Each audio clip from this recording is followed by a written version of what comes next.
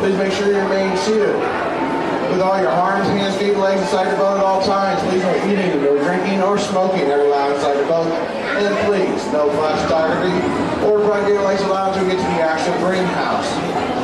Once we get to the greenhouse, you can take as many pictures of the plants and animals as you want. Just don't take any pictures of me unless you really want to scare them when you get home. Now, sit back, relax, and enjoy. Today's presentation is the Corporation of Living with the Land.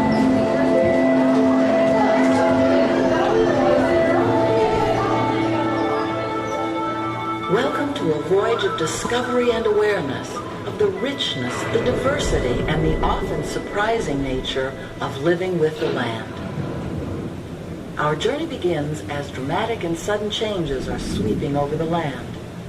The approaching storm may seem violent and destructive to us, but to nature, it's a new beginning in the cycle of life.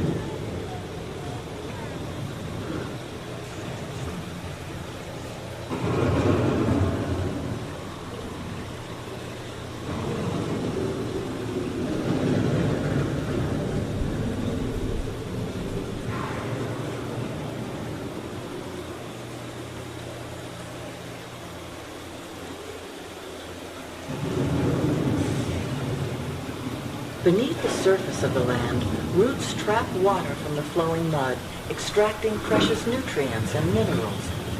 These elements, when combined with sunlight, create the diverse living systems of our planet.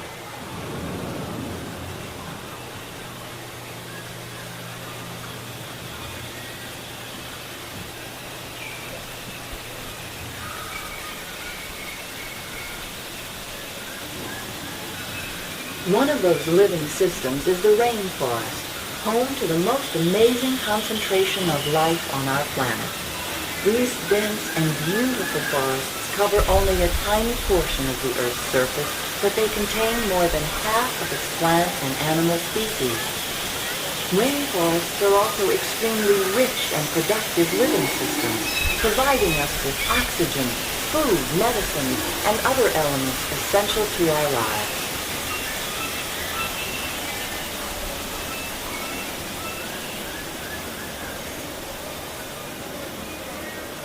In the desert, nature has created a very different, but no less beautiful, living system.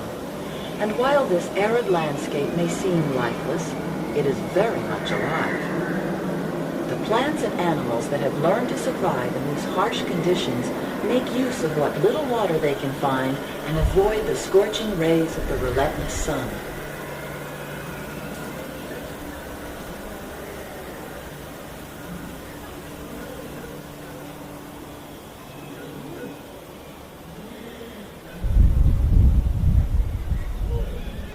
The American prairie once appeared as desolate as the desert, but over time, rainwater and nutrients gradually penetrated the hard surface of this land.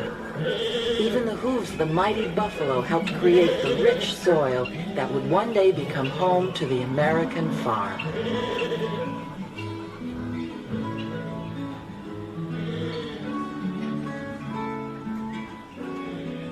Of all the forces at work on the land, humans have had one of the most profound effects.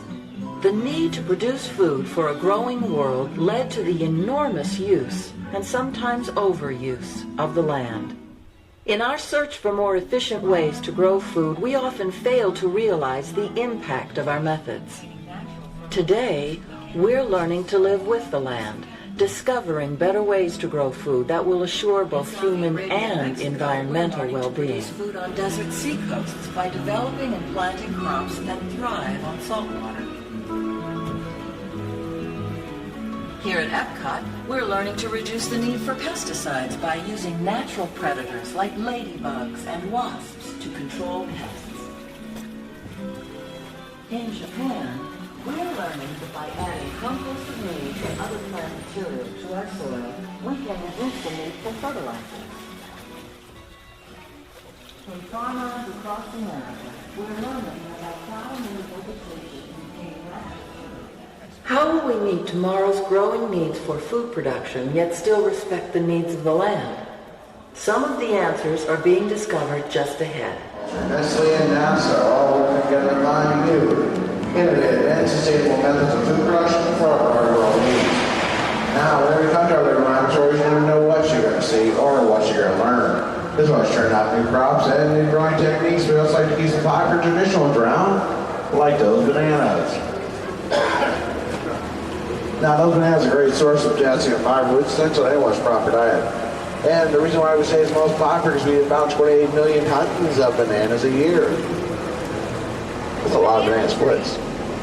Now over here on your left we have the jackfruit. The jackfruit's from India. It's a great source of vitamin A and C, and those jackfruits can grow to be about 80 pounds.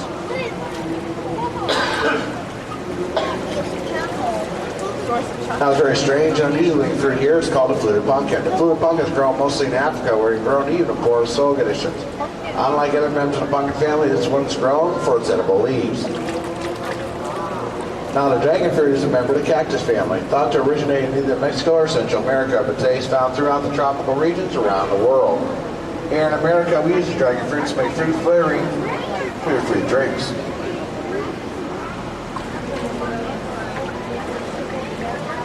Now, how many have an herb garden growing at home? Can you imagine how boring tasted your food would be without those herbs and spices we enjoy so much? But did you also know the very taste we enjoy those herbs and spices? It's actually the plant's natural defenses keep animals from eating them. Now, the papayas have many benefits. They are full of vitamins, and their skins can be used to make a meat tenderizer. And these bananas here, you left just a bunch hanging around. Now, whenever we talk about farming, the last thing to think about is fish. Fish farming or aquaculture is one way we use to protect the wildlife and increase yield. Excuse me, like the hybrid bass to your right.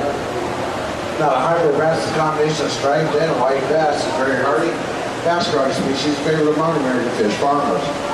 The sturgeons to either side of the boat is one of the oldest species of fish found. It's also sorts of caviar. This brings a high demand on their species thanks to aquaculture. We're able to keep up that demand and not run the old fish. Now, check out these cute little guys here to the right.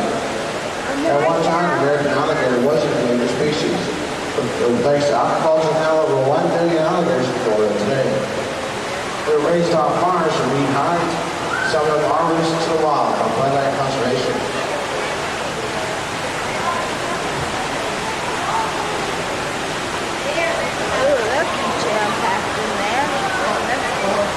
Now we raise about 6,500 pounds of fish in on the farm a year.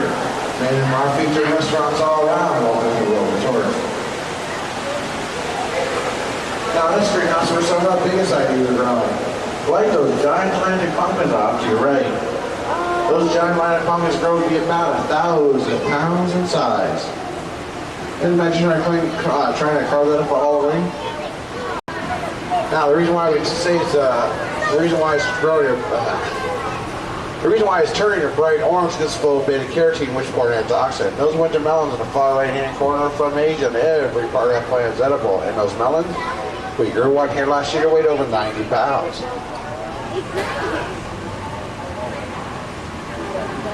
Excuse me again.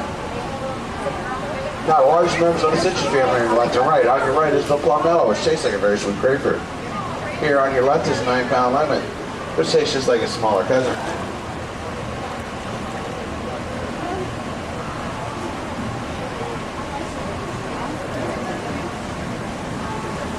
Now, the eggplants and cucumbers are grown in a vertical growing technique. This allows enough water and nutrients to reach every part of that plant, but also provides better airflow between the leaves to help cut down on diseases. You can try the same method at home by using rose trellises.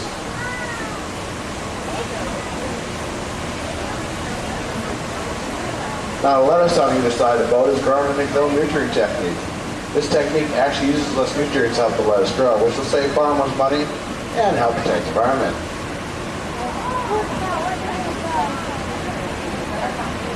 That's a behind-the-scenes tour group. I'll explain more about that at the end of our own tour. But over here to your left is a tomato tree. Now these trees are actually a single tomato plant that's been bred to grow in this unique manner. Unlike other tomato plants you're familiar with, this one has a much higher yield. We tired one over here on this side, we took it down, and when we took it down we had about 32,000 tomatoes harvested from one tree. And over here our Cinderella pumpkin patch. You can see the magic of making them alive even here.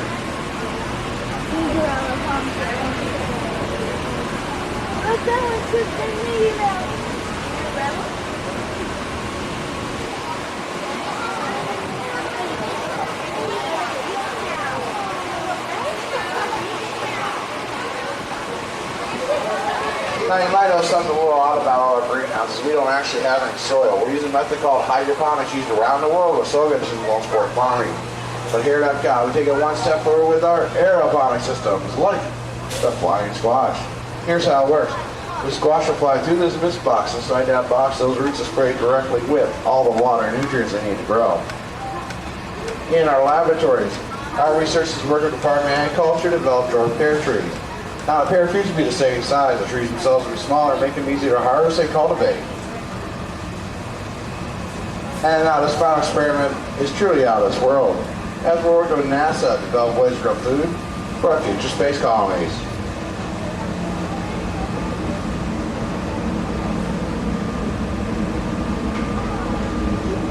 Now, everything you see behind you is only part of the story. Once harvested, those crops will be handled with care from the fields to your table.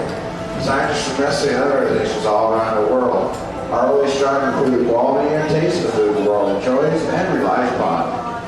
There's still so much more we can learn about the land from nature and science. Till that day arrives, let's work together to preserve this very beautiful, precious, and bountiful resource. One day soon, I know this is going to happen. We will learn enough from nature and science to truly be living with the land.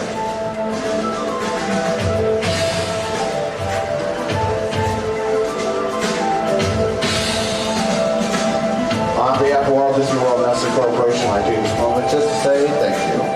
Allow me the opportunity to show you the land and our greenhouses. I hope you enjoyed today's tour as much as I enjoyed giving it. Now, as you come to the end, please keep your arms, hands, feet, legs inside the boat at all times. Please do not try to grab these black whistles as we go by, or else they will stop the boat. Now, as this young lady up here asked me who that group was, that's a behind-the-scenes tour group.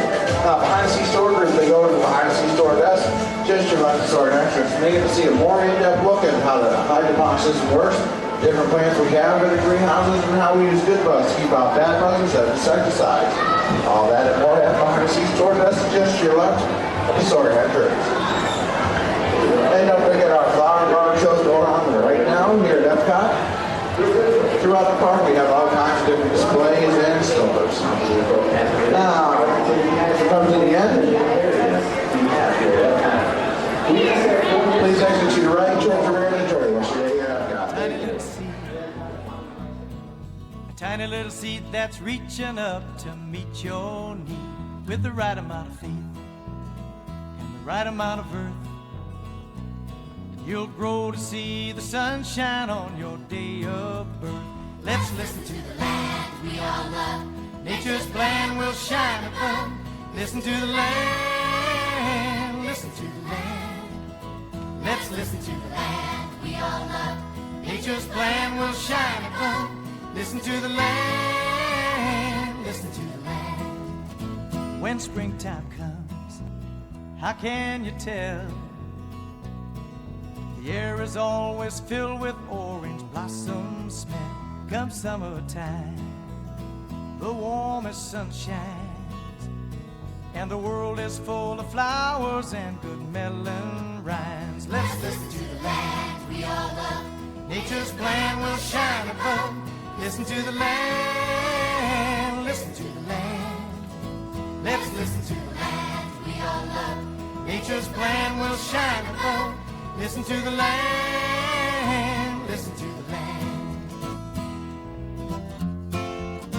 When autumn falls, it's a harvest show, with north winds blowing all the seeds that it must sow. Come winter time, the rain must fall, till once again the new year and the springtime call. Let's listen to the land we all love. Nature's plan will shine above. Listen to the land, listen to the land. Let's listen to the land we all love. Nature's plan will shine above. Listen to the land, listen to the land. The seasons come and the seasons go. Nature knows everything that it must know. the earth and man can be good friends. Let's listen so our harvest time will never end. Let's listen to the land we all love. Nature's plan will shine above. Listen to the land, listen to the land. Let's listen to the land we all love. Nature's plan will shine above. Listen to the land, listen to the land. Just make believe you're a tiny little seed. A tiny little seed that's reaching up.